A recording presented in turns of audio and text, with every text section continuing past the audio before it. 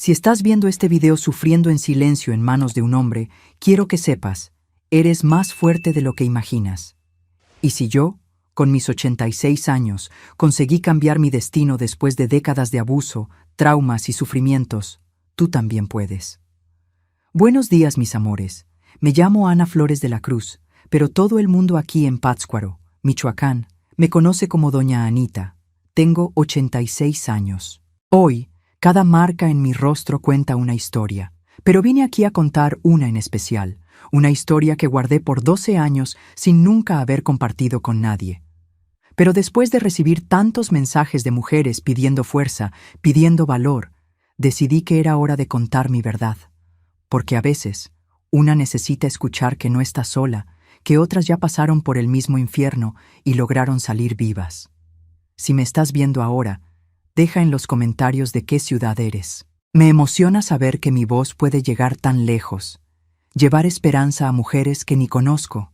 Y si mi historia toca tu corazón, da clic en el botoncito de me gusta y suscríbete al canal.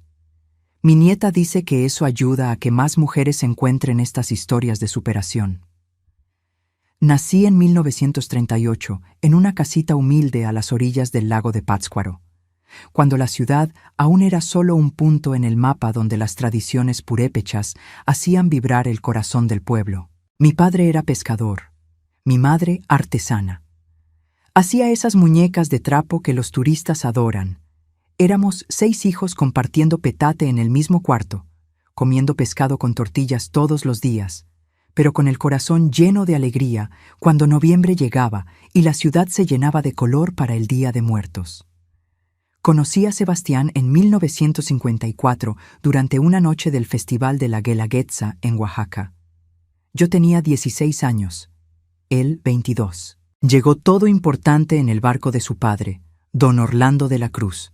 La familia de la Cruz era de las más antiguas de Pátzcuaro, dueños de barcos que hacían ruta hasta Ciudad de México. Gente de dinero, respetada. Don Orlando era viudo. Había perdido a su esposa cuando Sebastián tenía 10 años. Nunca más quiso casarse. Crió al hijo solo, los dos tan unidos que parecían uña y carne. Sebastián me conquistó con unos versos que inventó ahí mismo en medio de la gente. Morena de ojos de lago, mi corazón se hizo barco, navegando en tu sonrisa, Ana Flores que me embarga. Todo el mundo aplaudió. Yo me puse roja como el jitomate, pero por dentro el corazón ya había elegido. Nos casamos 2 años después, en 1956.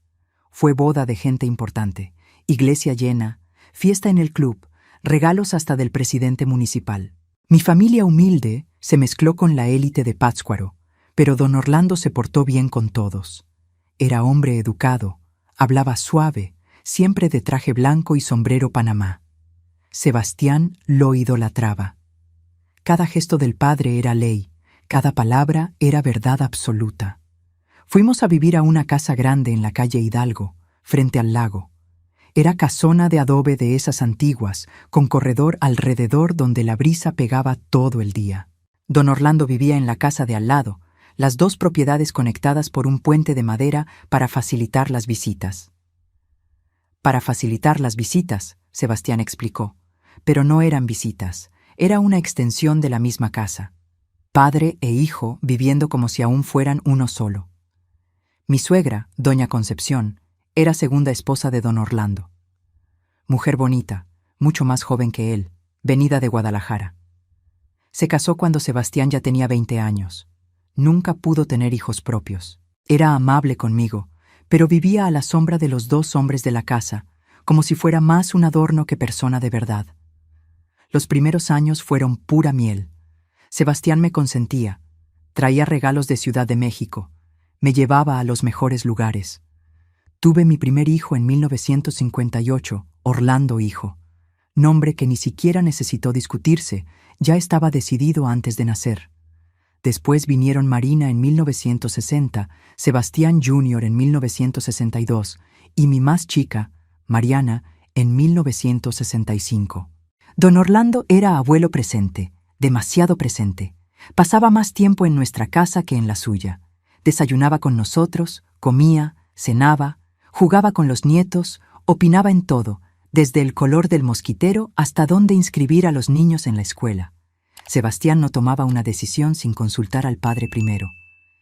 Papá tiene experiencia, decía. Papá sabe que es mejor.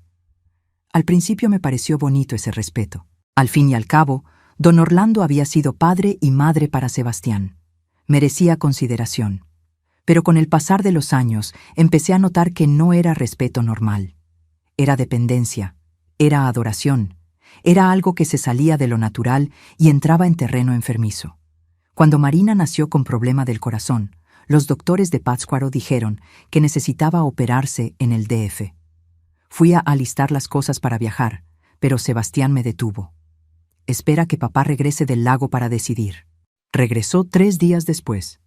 3 días que mi hija pasó sufriendo, para que al final don Orlando dijera lo obvio, que teníamos que ir a Ciudad de México. Los negocios de la familia iban bien. La flota de barcos crecía, el comercio con la capital rendía ganancias, pero era don Orlando quien mandaba en todo. Sebastián era socio en el papel, pero en la práctica era más un empleado obediente. Cuando sugerí que él tomara más iniciativa, me regañó duro. No te metas donde no te llaman.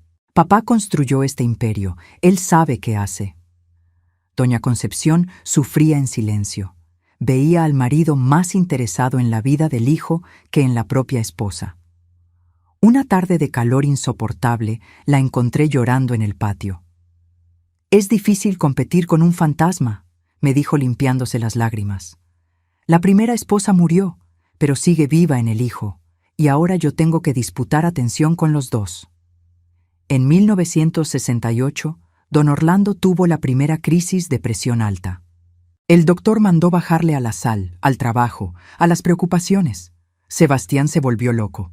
Contrató enfermera particular, compró aparato de medir presión, convirtió la casa en un hospital, checaba la presión del padre 5 veces al día, anotaba todo en una libreta, llamaba al médico por cualquier cambio mínimo. Fue en esa época que empecé a notar cambios en el comportamiento de mi marido. Se ponía ansioso cuando el padre tardaba en regresar del trabajo. Tenía pesadillas donde don Orlando moría y despertaba sudando, llorando, abrazándome como niño asustado. Una vez lo encontré en el cuarto del padre, oliendo las camisas en el ropero, llorando bajito. Las fiestas de la Virgen de Guadalupe seguían animando Pátzcuaro, pero nuestra familia ya no participaba como antes. Sebastián no quería dejar al padre solo. ¿Y si le pasa algo mientras estamos en el desfile? Don Orlando todavía trataba de razonar. Decía que estaba bien, pero el hijo no escuchaba. Nos quedábamos en casa oyendo los mariachis a lo lejos, prisioneros del miedo irracional de Sebastián. 1972 fue el año en que todo empezó a desmoronarse. Don Orlando tuvo un infarto pequeño. Sobrevivió, pero quedó débil. El doctor fue claro. Necesitaba reducir drásticamente las actividades, pasar el mando de los negocios. ¿Pero pasar a quién? Sebastián no tenía cabeza para asumir. Apenas el padre enfermaba, él enfermaba junto. Dolores de cabeza, vómitos, temblores. Los hijos crecían medio perdidos en ese ambiente. Orlando hijo, el mayor, desarrolló personalidad rebelde. Se escapaba de casa para ver los ensayos de los voladores de Papantla. Marina, con el corazón ya operado pero aún delicado, vivía enferma. Creo que somatizaba la tensión de la casa. Los 2 más chicos se adaptaron a esa rutina extraña donde el abuelo mandaba más que el padre. Doña Concepción murió en 1975. Infarto mientras dormía. No sufrió.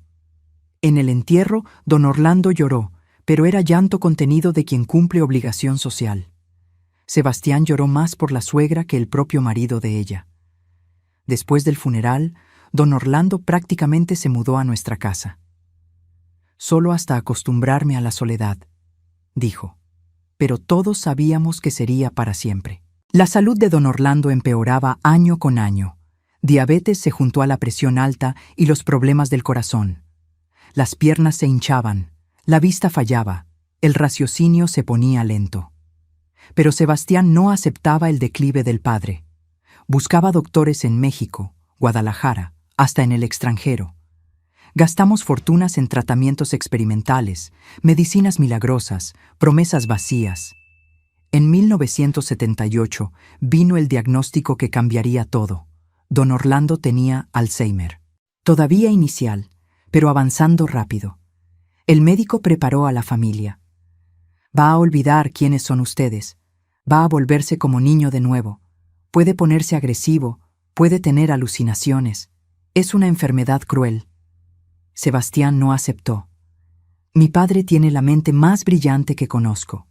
Esto es error médico. Buscó otros especialistas. Todos confirmaron el diagnóstico.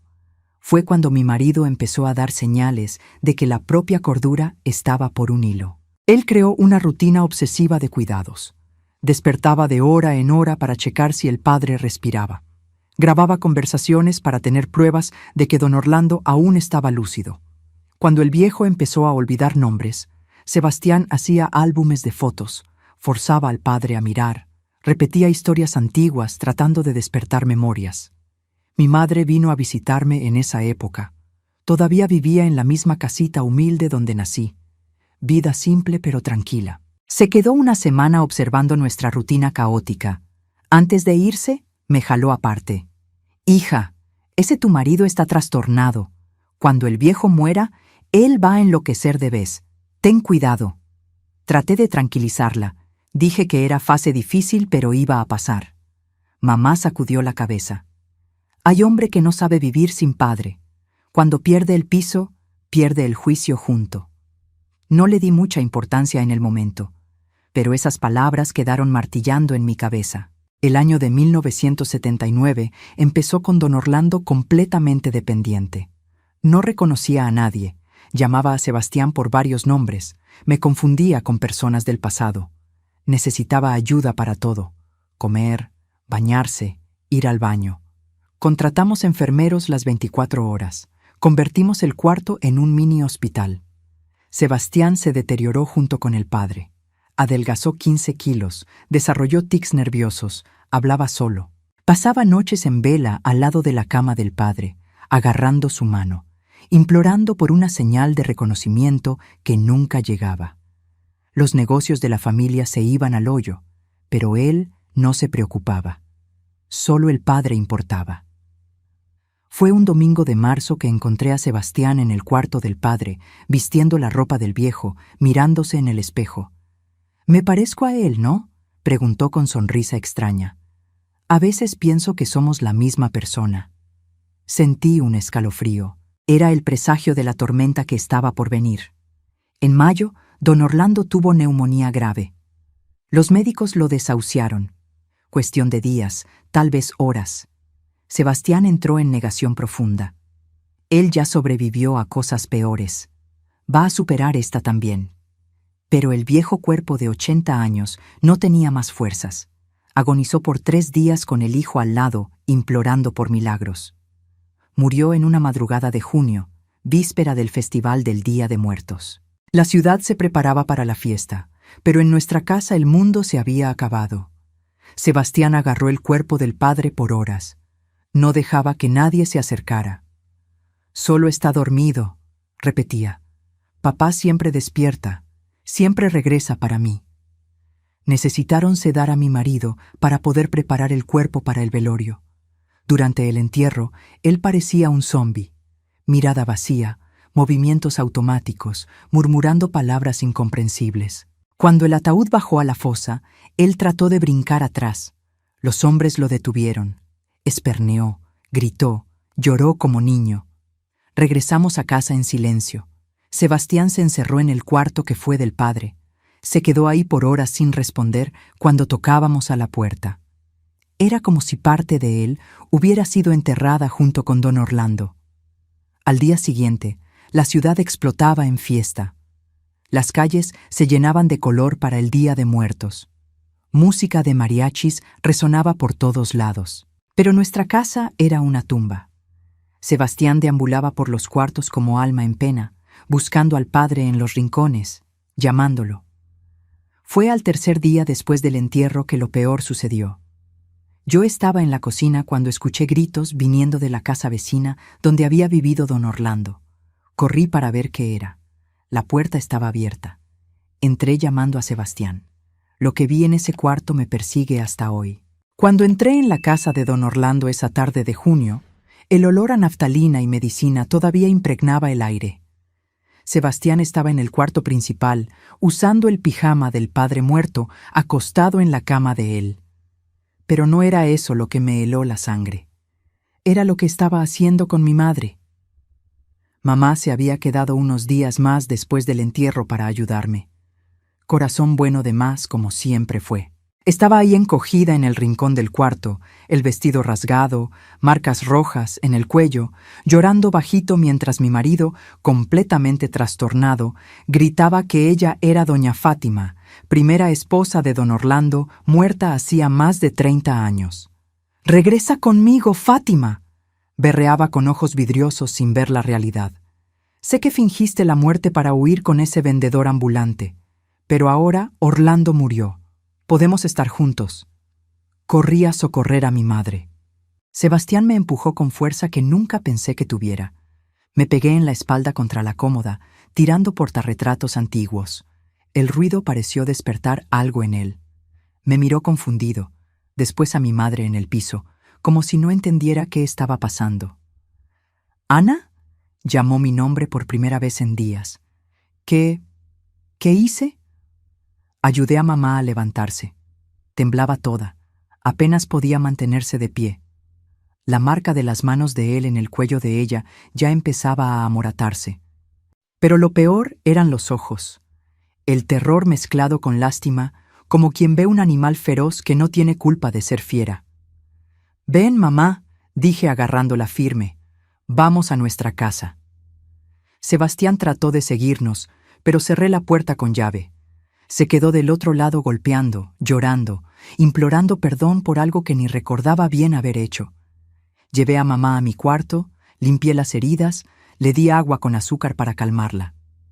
«Necesitas internarlo, hija», mamá dijo cuando pudo hablar. «Ese hombre perdió el juicio de vez.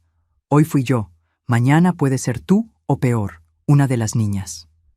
Yo sabía que tenía razón, pero ¿cómo internar al propio marido? En 1979, el manicomio era cosa de loco furioso, de gente que babeaba y comía moscas. Hospital psiquiátrico más cercano quedaba en Ciudad de México. Y la vergüenza de tener marido internado, era cosa que marcaba a la familia para siempre. Esa noche encerré a mi madre y a los hijos en el cuarto conmigo. Sebastián pasó la madrugada deambulando por la casa, conversando con fantasmas. Lo oía llamar al padre, a la primera esposa del padre, personas muertas hacía décadas. A veces reía, a veces lloraba, a veces gritaba cosas sin sentido. En la mañana lo encontré dormido en el corredor, abrazado con un retrato de don Orlando. Parecía tan vulnerable, tan perdido. Por un momento sentí lástima. Ese hombre quebrado no era el Sebastián que conocí, que me hizo versos de amor, que me dio 4 hijos. Era solo una cáscara vacía buscando pedazos de sí mismo. Llamé al doctor Aguilar, médico de la familia hacía años. Él examinó a Sebastián, hizo preguntas que mi marido respondía con delirios. Decía que el padre se había vuelto pájaro, que regresaba todos los días para platicar. Decía que la madre verdadera de él, doña Fátima, estaba escondida en el sótano esperando el momento justo de aparecer. Doña Ana, el doctor me llamó aparte. Su marido tuvo un brote psicótico grave. La muerte del padre desencadenó algo que probablemente ya estaba latente. Necesita tratamiento especializado, medicinas fuertes, tal vez internación. ¿Por cuánto tiempo?, pregunté, ya sabiendo que no quería oír la respuesta. Imposible decir. Puede ser semanas, meses. Hay casos que nunca se recuperan totalmente. El peso de esas palabras cayó sobre mí como lluvia de tormenta. 4 hijos para criar, negocios de la familia hundiéndose, un marido que se volvió extraño dentro de la propia casa. ¿Cómo aguantar tanta desgracia sola? Intenté tratamiento en casa primero.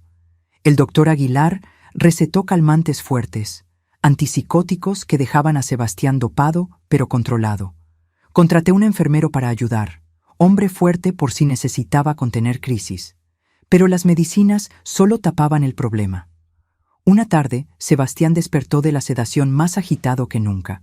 Logró salir del cuarto. Fue directo a la cocina donde Marina, mi hija de en medio, hacía café. Ella tenía 19 años, cabello largo como el mío, rasgos que recordaban los de él cuando joven. «¡Concepción!», gritó al verla, confundiendo a nuestra hija con la difunta segunda esposa de don Orlando. «¡Regresa a casa! Orlando te está esperando». Marina trató de correr, pero él fue más rápido. La agarró por los brazos, la sacudió con fuerza. «¿Por qué huiste? ¿Por qué lo abandonaste?». La niña gritaba aterrada. Yo corrí al oír los gritos. Cuando llegué a la cocina, Sebastián tenía a Marina acorralada contra la pared, las manos de él en el cuello de ella, apretando. Los ojos sin enfoque, perdidos en algún delirio del pasado. Agarré lo primero que encontré, una olla de fierro. La estrellé en la cabeza de él con toda la fuerza que tenía. Cayó desmayado. Marina tosió, lloró, se abrazó a mí temblando toda. Miré a mi marido tirado en el piso, un hilo de sangre escurriendo de la sien, y por primera vez pensé, sería mejor si no despertara. Pero despertó. 2 horas después, confundido, sin recordar nada. Vio la herida en el espejo. Preguntó qué había pasado. Cuando le conté, lloró como niño.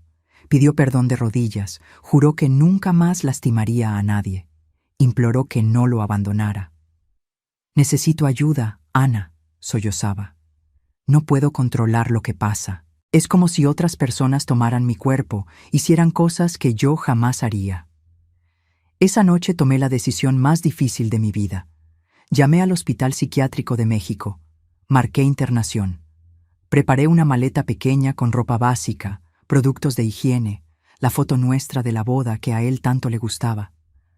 «Va a ser por poco tiempo», mentí cuando le conté de la internación, «solo hasta mejorar de esta crisis».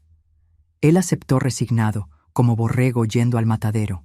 En el barco a Ciudad de México se quedó callado mirando el agua pasar. A veces murmuraba cosas sin sentido sobre don Orlando volverse pez, sobre necesitar regresar pronto para cuidar al padre. El hospital era un edificio gris en las afueras de la ciudad. Rejas en las ventanas, muros altos, aire de cárcel. En la recepción llené formularios interminables, historial familiar, síntomas, episodios de violencia. Cada pregunta era una puñalada en el orgullo, una confirmación de que mi vida se había derrumbado. Me despedí de él en el patio interno. Otros pacientes vagaban por ahí, algunos hablando solos, otros parados como estatuas. Sebastián me abrazó fuerte como niño con miedo del primer día de escuela. «Regresa pronto por mí», pidió. «Promete que no vas a tardar». «Prometo», mentí otra vez, porque en el fondo ya sabía que tal vez nunca podría traer de vuelta al hombre que conocí. Regresé a Pátzcuaro con el corazón apretado. Los niños preguntaban por el padre. Inventé que había viajado por negocios. Marina no dijo nada. El trauma del casi estrangulamiento la dejó muda sobre el asunto. Solo me abrazaba más fuerte en las noches, como necesitando asegurarse de que estaba a salvo. Los meses pasaron lentos. Llamaba al hospital cada semana. Siempre la misma respuesta. Paciente estable pero sin mejoría significativa. Visité 2 veces.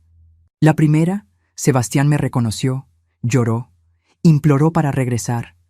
La segunda me llamó Fátima todo el tiempo.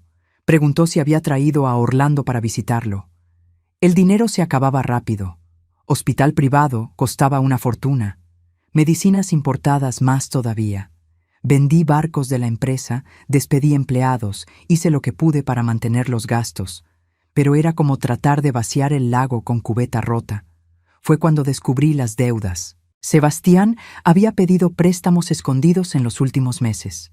Firmó pagarés, dio barcos como garantía. Todo para pagar tratamientos milagrosos para el padre ya moribundo. Los acreedores empezaron a aparecer. Hombres duros con contratos en las manos, amenazas veladas de desalojo. Mi hermano mayor, Juan, vino de Morelia para ayudar. Abogado formado, conocía las leyes. Examinó los contratos. Sacudió la cabeza desanimado. Ana, van a perder todo. Casa, barcos, hasta los muebles. Sebastián hipotecó lo imposible. Desesperación es poco para describir lo que sentí. 4 hijos dependiendo de mí, un marido internado sin previsión de mejoría, deudas impagables tocando a la puerta. Lloré hasta secarme, recé hasta perder la voz, imploré ayuda divina que parecía no venir. En una madrugada de insomnio, sentada en el corredor mirando el lago, tuve una epifanía cruel. Don Orlando había dejado seguro de vida, valor considerable, suficiente para pagar deudas y sobrar. Pero el beneficiario era Sebastián. Y con él, internado como incapaz, el dinero quedaba preso en limbo burocrático. Fue ahí que el demonio susurró en mi oído.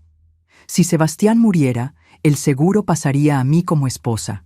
Las deudas serían pagadas. Los niños tendrían futuro. La pesadilla acabaría. Solo necesitaba un accidente, una sobredosis de medicinas, una caída de la escalera, un ahogamiento en el lago. Espanté el pensamiento pecaminoso. ¿Cómo podía considerar matar al padre de mis hijos? Pero la idea volvía insistente. Cada vez que un acreedor tocaba a la puerta, cada vez que veía la desesperación en los ojos de los niños.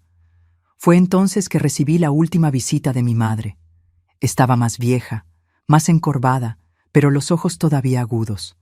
Se quedó una semana observando nuestro calvario. En la víspera de partir, me llevó a caminar por la orilla del lago. «Hija», empezó despacio, «hay víboras que uno mata pisando. Otras necesitan machete. Sebastián se volvió víbora ponzoñosa. Si lo dejas vivo, va a acabar picando a todos». La miré asustada. Mamá siempre fue religiosa, temerosa de Dios. Oír eso de ella era como ver a una santa blasfemando. «No te estoy diciendo que hagas nada», continuó. «Solo digo que a veces Dios entiende que uno necesita ser instrumento de la propia salvación. David mató a Goliat. Judith decapitó a Holofernes. A veces la violencia es justicia disfrazada». Regresó al día siguiente, pero las palabras quedaron fermentando, creciendo, ganando forma. Mientras más resistía, más la idea parecía lógica. Un hombre loco, violento, que casi mata a la propia hija. Un peso muerto chupando recursos que les faltan a los hijos. Una amenaza constante de regresar peor de lo que fue. El infierno debe estar lleno de buenas intenciones, y las mías pavimentaron el camino para lo que pasó después. Pero eso lo cuento enseguida. Necesito respirar un poco, tomar un trago de agua. Revivir estas memorias es como abrir herida vieja. Duele incluso después de cicatrizada. Dicen que la conciencia es el peor verdugo que existe. Pues la mía me atormentó por semanas después de aquella plática con mamá. Dormía mal, comía peor. Adelgacé 10 kilos en un mes. Los hijos preguntaban qué tenía. Inventaba disculpas, nostalgia del padre, preocupación con dinero, cansancio acumulado. Junio de 1980 llegó con los colores del Día de Muertos explotando en Pátzcuaro. La ciudad vibraba con ofrendas y música. Pero nuestra casa seguía gris. Las deudas aumentaban, los acreedores se ponían más agresivos. Un día llegaron a poner aviso de subasta en la puerta. Casa sería vendida en remate público si no pagaba en 30 días. Marina no salía más del cuarto. El trauma del ataque del padre desarrolló síndrome de pánico. Cualquier ruido más alto la hacía temblar, llorar, esconderse en el ropero. Orlando hijo asumió postura de hombre de la casa a los 22 años. Dejó la universidad para intentar salvar lo que restaba de los negocios, pero era tarde de más. La empresa de los de la Cruz estaba podrida por dentro. Fue un jueves que recibí carta del hospital. Sebastián había empeorado. Necesitaba tratamiento más intensivo, medicinas experimentales, terapia de electroshock. El costo se triplicaría. Pedían decisión urgente, continuar tratamiento caro o transferir para el ala pública del manicomio, donde locos pobres se pudrían olvidados. Me senté en la cama sosteniendo ese papel, la cabeza latiendo. ¿Cómo explicar a los hijos que el padre sería tirado en medio de indigentes porque no teníamos más dinero? ¿Cómo mirar al espejo sabiendo que dejé que eso sucediera? ¿Cómo vivir con la vergüenza de tener marido en el hospicio de los miserables? Esa noche fui a la catedral. El padre José, viejo conocido, oyó mi confesión sin hablar nada. Lloré, imploré orientación divina, busqué en las escrituras respuesta que no venía. El cura, sabio en sus 70 años, solo dijo: a veces Dios permite que pasemos por el valle de sombra para probar nuestra fe. Lo que importa no es la oscuridad, sino cómo salimos de ella. Regresé a casa sin respuestas, pero con algo formándose en el pecho. No era más desesperación, era determinación helada. Si Dios no iba a proveer milagro, yo misma proveería la solución, aunque para eso necesitara ensuciar las manos de forma irreversible. Empecé a investigar discretamente en las horas muertas. Leí sobre venenos que no dejan rastro, accidentes que parecen naturales, muertes súbitas sin explicación. La biblioteca municipal tenía libros de medicina, química, hasta manual de primeros auxilios que enseñaba entre líneas cómo causar socorro definitivo. Descubrí que ciertas plantas mexicanas eran letales en dosis específicas, que mezclar medicinas psiquiátricas con alcohol causaba paro cardíaco accidental, que ahogamiento en persona sedada era prácticamente indetectable. Información mórbida que anotaba en código, escondida en el cuarto de costura. El plan fue madurando despacio. No podía ser en Pátzcuaro, ciudad chica donde todos conocían nuestra historia. Tenía que ser en México durante visita al hospital. Accidente trágico, durante paseo terapéutico. El lago de Xochimilco era hondo, corriente fuerte. ¿Cuántos no se ahogaban cada año? Marqué visita para julio.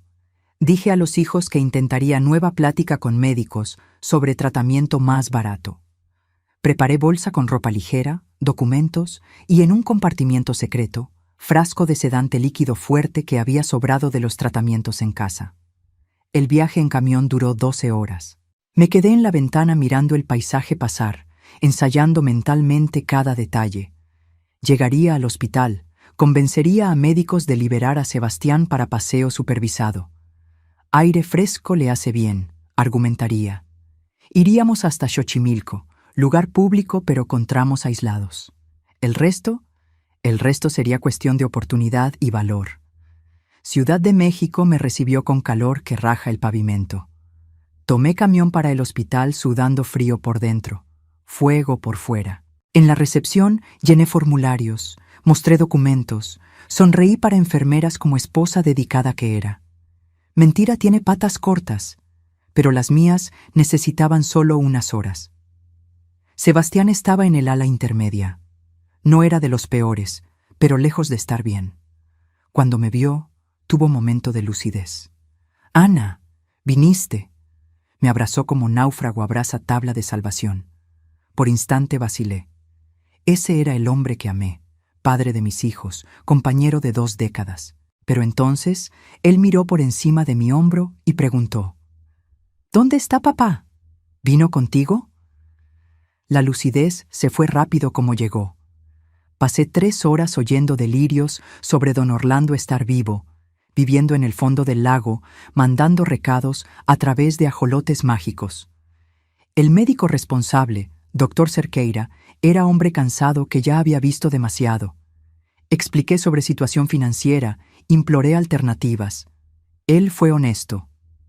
Sin tratamiento adecuado, él vegetará. Con tratamiento, tal vez mejore en algunos años. Tal vez. ¿Puedo llevarlo a pasear un poco?, pregunté casual. Hace meses que no ve el sol. El doctor Cerqueira vaciló. Consultó el expediente. Sebastián no era considerado peligroso, solo perturbado. Con supervisión adecuada.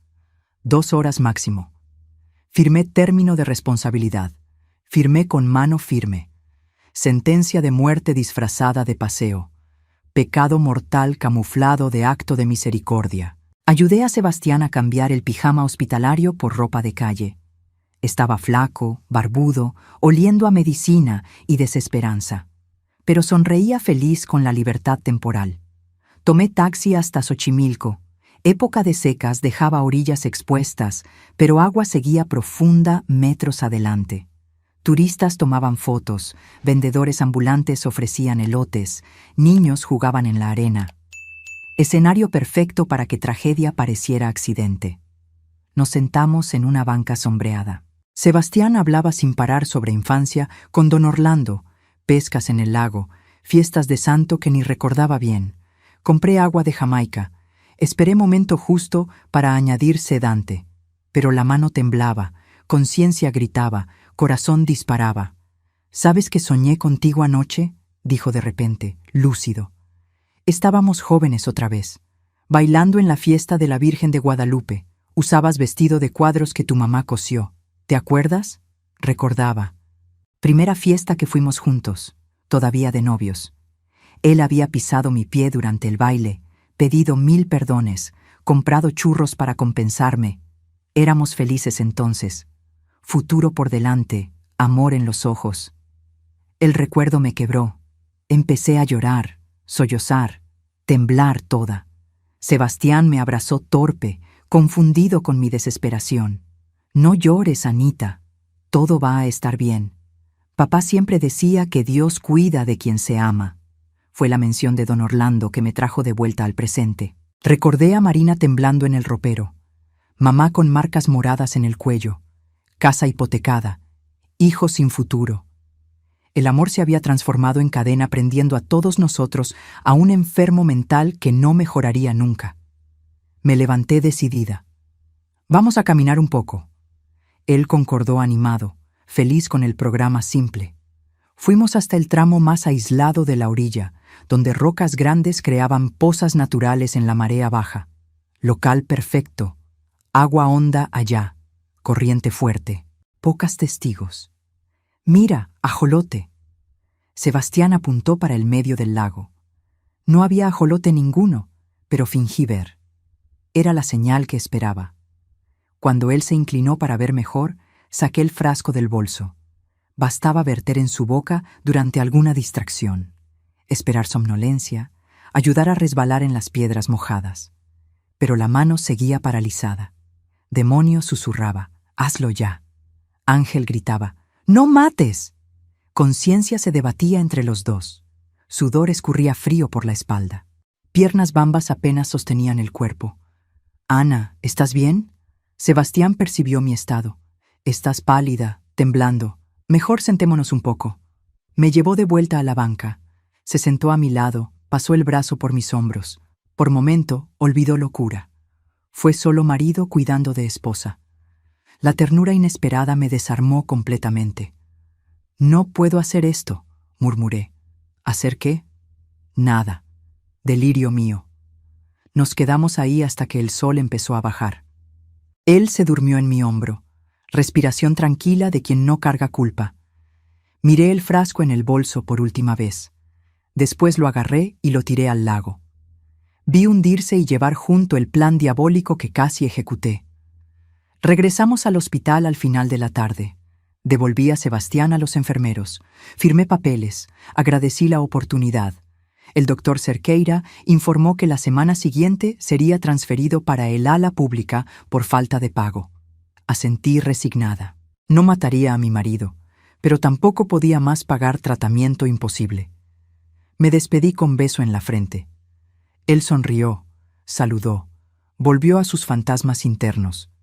Salí del hospital con alma pesada pero conciencia limpia, o casi limpia. El casi mataría mi sueño por años, pero era precio pequeño cerca de lo que casi hice. Regresé a Pátzcuaro en el camión nocturno. Estrellas reflejaban en el lago oscuro. Viento frío cortaba la piel. Pensé en tirarme, acabar con todo de una vez. Pero recordé a los hijos esperando en casa. Ellos no tenían culpa de los pecados de los padres. Cuando llegué, encontré a Orlando hijo en el corredor. Mamá, necesitamos hablar. El tono era serio de más para mi gusto. Me preparé para más noticias malas. Nuevo acreedor, nueva deuda, nueva desgracia. Pero lo que dijo cambió todo. Descubrí algo sobre el abuelo Orlando, algo que puede resolver nuestros problemas. Pero es complicado, tal vez hasta peligroso. ¿Está dispuesta a escuchar? Miré a mi hijo mayor, tan parecido al padre antes de la locura, determinado, protector, dispuesto a todo por la familia. Tal vez la salvación viniera por caminos que yo no había imaginado. Tal vez el milagro tuviera otro nombre. «Cuenta», respondí preparándome para la próxima vuelta en esta historia que parecía no tener fin. Porque la vida es así. Cuando piensas que llegaste al fondo del pozo, descubres que siempre se puede cavar más. O entonces, con suerte, hallar la escalera que estaba ahí todo el tiempo, solo esperando a alguien valiente lo bastante para subir. Orlando hijo me llevó al despacho que había sido de don Orlando. Cajones revueltos, papeles regados, señal de que había pasado días buscando algo. Prendió quinqué. Falta de pago había cortado la luz y empezó a explicar. «Mamá, el abuelo no era santo que todos pensaban. Encontré contratos, recibos, cartas. Él mantenía esquema de usura hacía décadas. Prestaba dinero a intereses extorsivos, tomaba propiedades de quien no pagaba. Hay gente que perdió todo para él». Tomé los papeles con manos temblorosas. Contratos con firmas temblorosas de analfabetos. Intereses de 50% al mes. Propiedades confiscadas por deudas pequeñas. La fortuna de los de la Cruz tenía raíz podrida. «Hay más», Orlando continuó. «Doña Concepción, la segunda esposa de él, no murió de infarto. Encontré carta de ella escondida en un libro. Decía que iba a huir porque el viejo le pegaba. Desapareció un día antes de morir. Cuerpo en el ataúd cerrado, nadie vio. Creo que él fingió la muerte para no tener vergüenza de mujer fugitiva». La revelación me dejó mareada. ¿Concepción viva? Entonces, aquel entierro, aquel luto, ¿todo mentira? Las memorias se reorganizaban. Sebastián llorando más que el suegro. Ataúd lacrado por el estado del cuerpo. Prisa rara para el sepelio. «¿Por qué me estás contando esto ahora?», pregunté todavía procesando. «Porque descubrí dónde está. Concepción vive en Guadalajara. Cambió de nombre, se casó de nuevo, y tiene pruebas de todo lo que el viejo hizo. Si ella viene a público, herencia puede ser cuestionada. Deudas del padre tal vez sean anuladas si probamos que dinero era sucio. Es nuestra chance». La esperanza prendió rápido, pero se apagó más rápido todavía. Ella no va a querer involucrarse. Huyó hace años, reconstruyó la vida. ¿Por qué regresaría? Orlando sonrió. Sonrisa que no me gustó. Parecía el padre cuando planeaba algo. «Porque vamos a hacer propuesta irrechazable. O ella ayuda o revelamos para todo mundo que está viva. Bigamia es crimen. Vida nueva de ella se desmorona». «Eso es chantaje», protesté débilmente. «Es sobrevivencia. ¿La señora prefiere ver a la familia en la calle? Marina traumada, los chicos sin escuela. A veces necesita ensuciar las manos para proteger a quien amamos». Palabras de mi madre resonaron. A veces violencia es justicia disfrazada. Tal vez no necesitara matar a nadie. Tal vez la violencia fuera solo psicológica. Tan cruel cuanto, pero sin sangre en las manos. Viajamos a Guadalajara la semana siguiente. Orlando había investigado. Concepción vivía como Francisca Mendoza, casada con comerciante próspero, 2 hijos adolescentes, casa buena en barrio noble, vida cómoda, pasado enterrado. Cuando tocamos a la puerta, sirvienta atendió.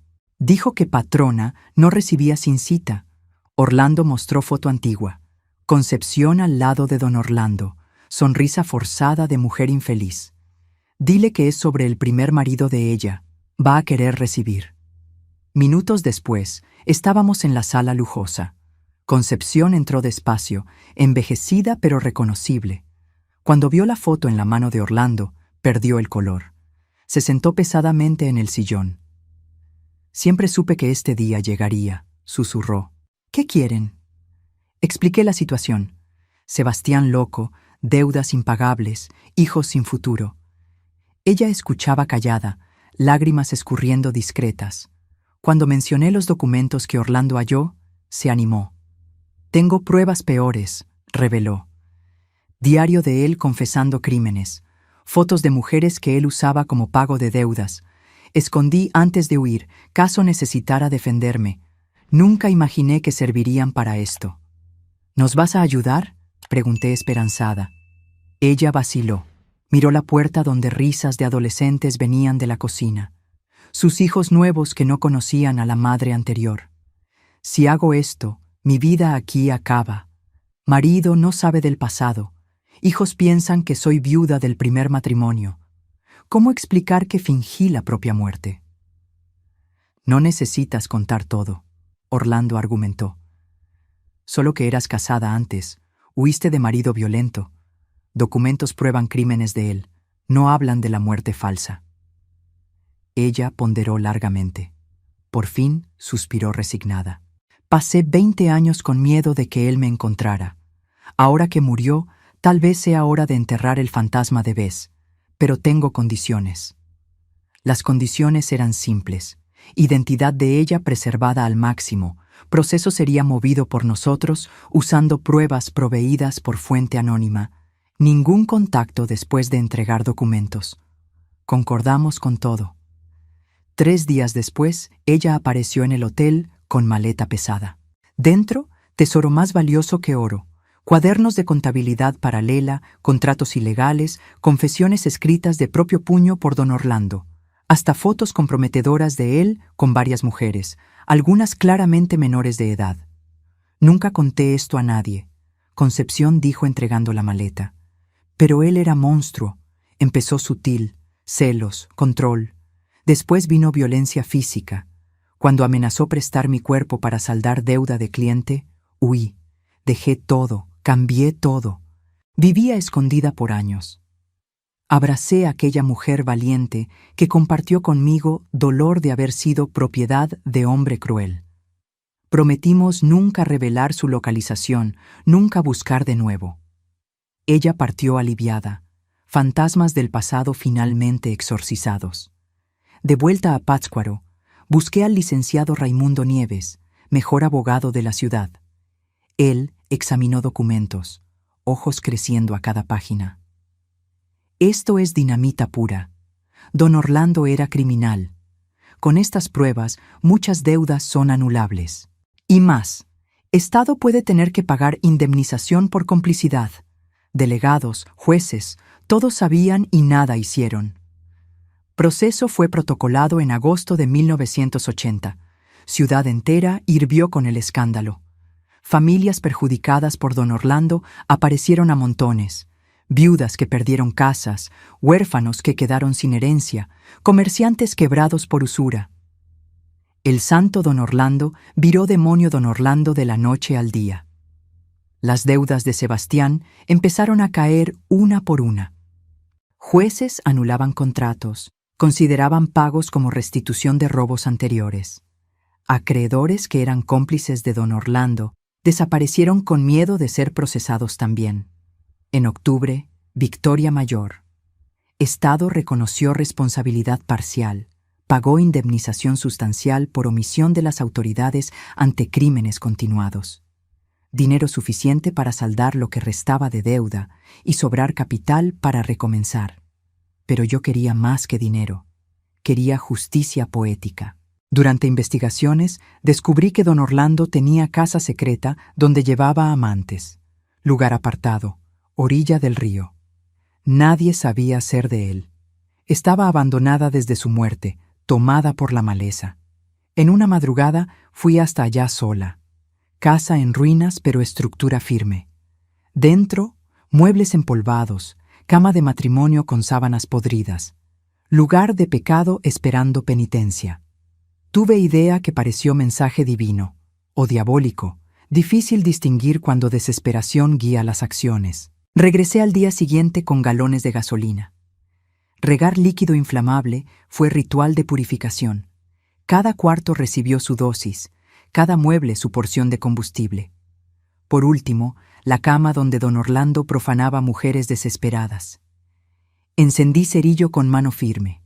No temblaba más, no vacilaba.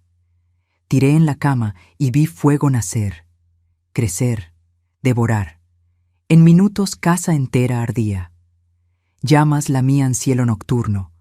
Humo subía como ofrenda a los dioses vengativos. Me quedé mirando de lejos. Madera crujía, tejas caían, estructura se derrumbaba. Con ella quemaba legado podrido de don Orlando. Cenizas al viento, pecados volviéndose humo, memorias malas disolviéndose en el aire. Cuando bomberos llegaron, solo restaban brasas. Dijeron que fue combustión espontánea. Casa vieja, madera seca, chispa de rayo distante. Nadie investigó mucho. Al fin era solo ruina abandonada de dueño muerto y deshonrado. Pero para mí fue más.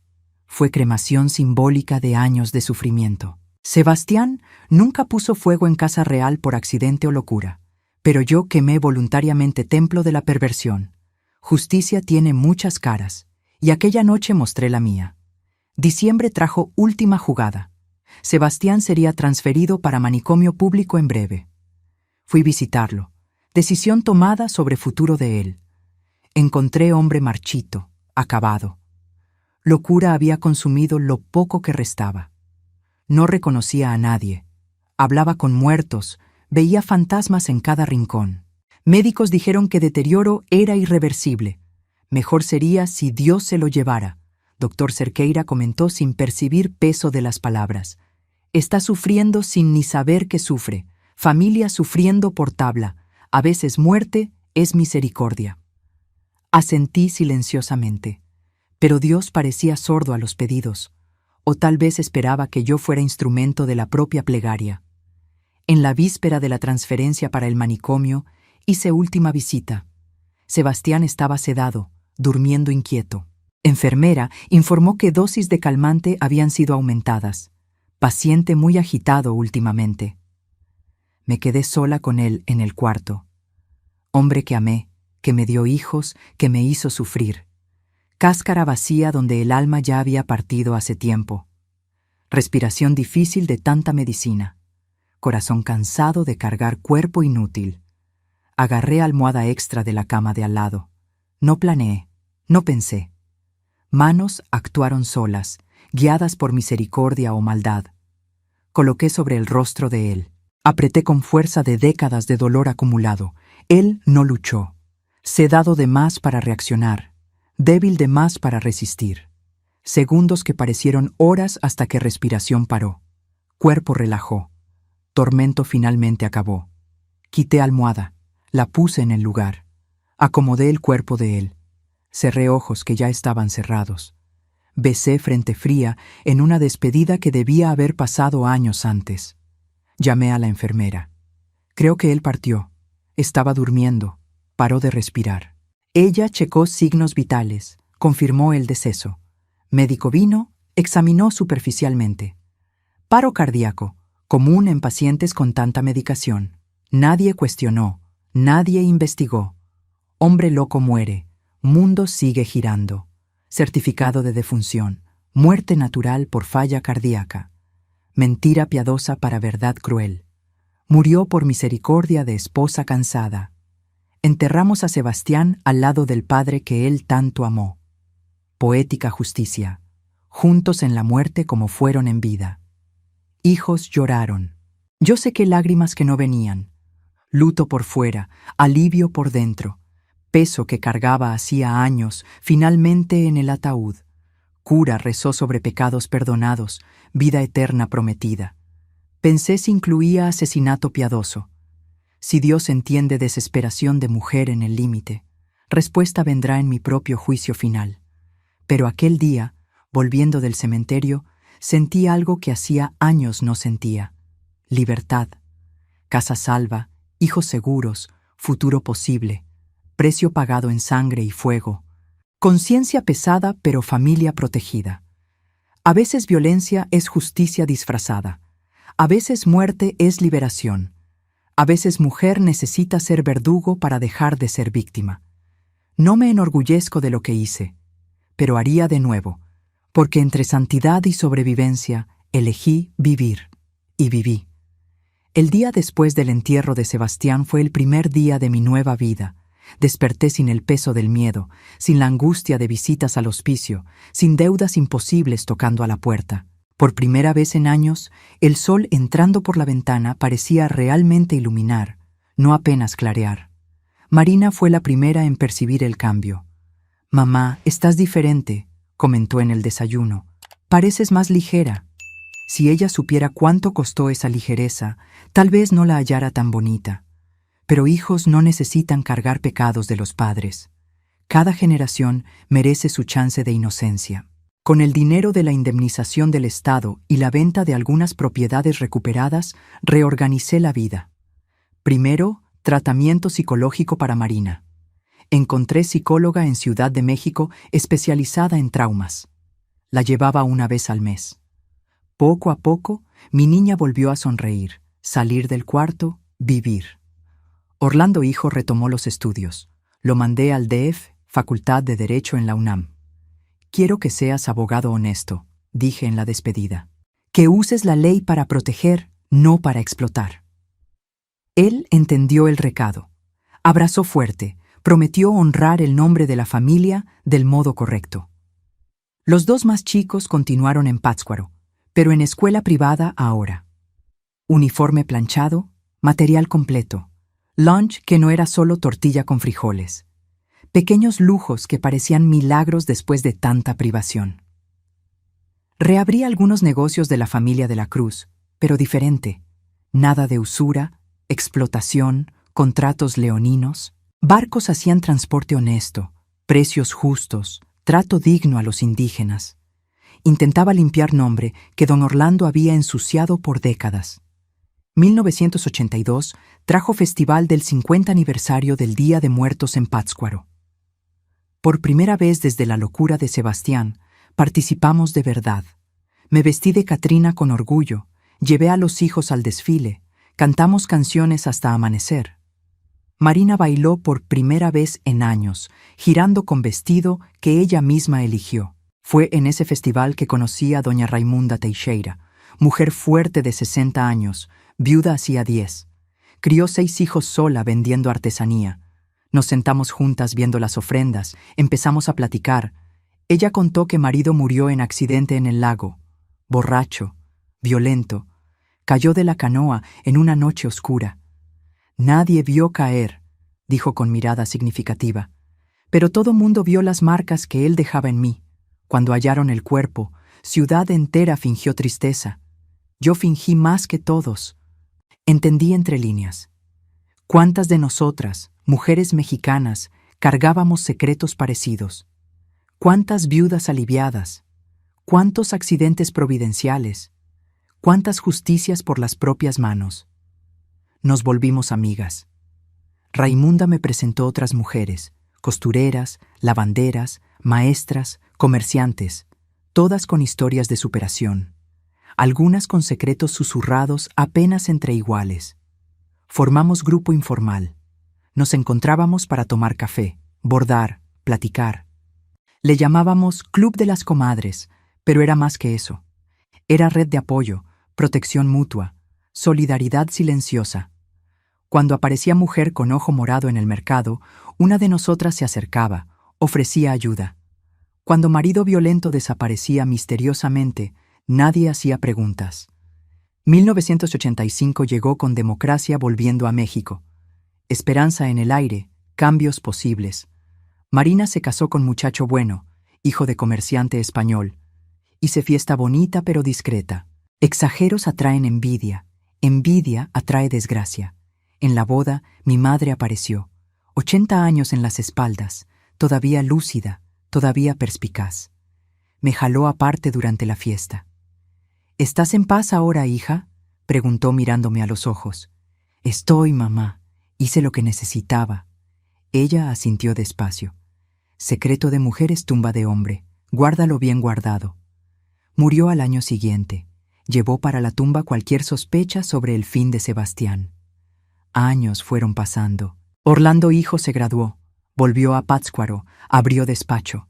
Defendía causas justas, ayudaba a pobres, combatía usureros como el abuelo había sido. Redención por el trabajo, limpieza del nombre familiar. Marina tuvo 3 hijos lindos. Nunca contó al marido sobre trauma del padre. Creó familia sana sobre cimiento de silencio necesario.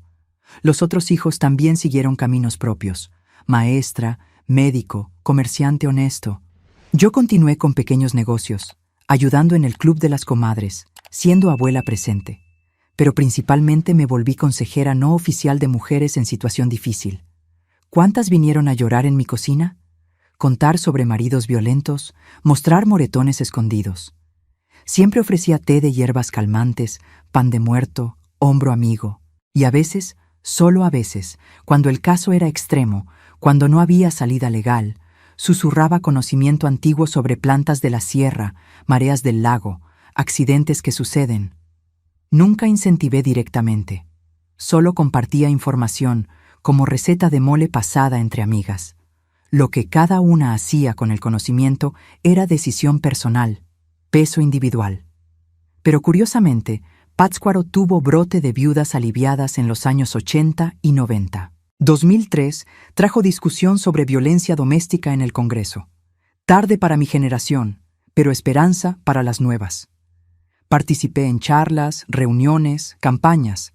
Hablaba en términos generales sobre violencia doméstica, nunca citando caso personal. Algunas verdades son pesadas de más para compartir con extraños. Cumplí 80 años en 2018. Fiesta grande, familia reunida, bisnietos corriendo por la casa. En medio de la celebración, Marina me jaló aparte. «Mamá, a veces tengo pesadillas sobre papá. Aquel día, la señora sabe lo que realmente...» Corté delicadamente. «Tu padre estaba muy enfermo, hija. Sufrió demasiado. Descansó al fin. Es todo lo que importa recordar». Ella no insistió. Algunas puertas es mejor mantener cerradas. Ahora en 2024, a los 86 años, miro para atrás sin arrepentimientos pesados. Hice lo necesario para proteger a la familia. Ayudé a otras mujeres a encontrar fuerza. Construí vida digna sobre escombros de tragedia. Si el precio fue manchar el alma, preferí alma sucia a cuerpo muerto o familia destruida. Pero, ¿por qué contar ahora? ¿Por qué exponer secretos guardados por décadas? Porque recibo mensajes diarios. Mujeres jóvenes presas en relaciones abusivas, sufriendo calladas, sin ver salida. Piensan que son débiles, que merecen sufrir, que no tienen alternativa, necesitan oír que siempre existe elección, aunque sea difícil, aunque sea extrema. No estoy incentivando violencia. Hoy hay leyes, fiscalías especializadas, protección que no existía. Pero para quien vive terror diario, para quien teme por la vida de los hijos, para quien agotó recursos legales, quiero que sepan, sobrevivieron otras antes de ellas. Que fuerza femenina a veces necesita ser brutal para ser efectiva. Cada historia es única. Cada mujer sabe el tamaño de su desesperación. Yo solo cuento la mía para decir, no estás sola. Generaciones de nosotras pasamos por el infierno y salimos vivas. Algunas con manos sucias, conciencia pesada, secretos eternos, pero vivas. Y al final, vivir es lo que importa. Si esta historia te tocó, si tú o alguien que conoces necesita fuerza para salir de situación abusiva, no desistas. Busca ayuda, denuncia, lucha. Y si la ley falla, si el sistema te abandona, si el peligro es mayor que la protección, recuerda, sobrevivencia no es crimen. Es instinto, es derecho, es justicia. Deja tu comentario diciendo de dónde estás viendo. Cada mensaje me muestra que esta cadena de fuerza femenina continúa. Ultrapasa fronteras, conecta mujeres que nunca se conocieron pero comparten dolores parecidos. Da like al video si crees que toda mujer merece vivir sin miedo. Suscríbete al canal para acompañar más historias reales de superación. Porque al final es eso lo que somos. Guerreras con arrugas de guerra, cabellos blancos de batalla, manos callosas de lucha. Pero guerreras, sobrevivientes, vencedoras. Que Dios perdone nuestros pecados necesarios. Que la Virgen de Guadalupe entienda nuestras elecciones imposibles. Y que cada mujer mirando encuentre su propia fuerza, su propio camino, su propia liberación. Amén, mis queridas. Hasta el próximo video. Y recuerden, ustedes son más fuertes de lo que imaginan. Siempre fueron, siempre serán.